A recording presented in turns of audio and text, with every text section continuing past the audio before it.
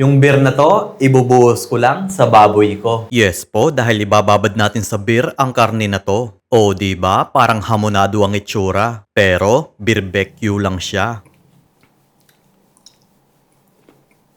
Gagamit ako ng baboy dito. Ibababad ko sa beer ng 10 minuto.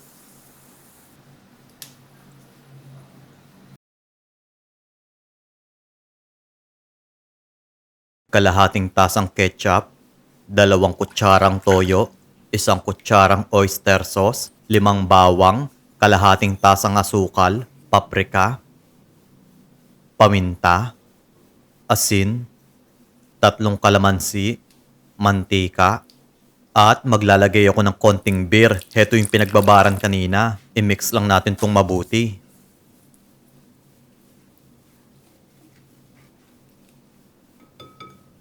Yung mga non-stick pan, silicone utensils, at yung chopping board na ginagamit ko, nasa comment section kung saan ko nabili ang mga ito.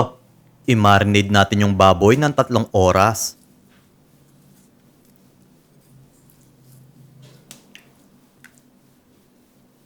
Next, lutuin na natin to. Konting mantika lang ang nilagay ko.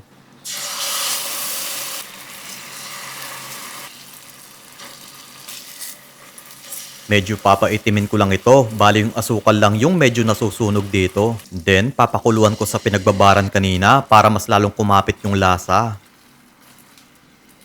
Okay ning baboy natin. Medyo palamigin lang at hiwain.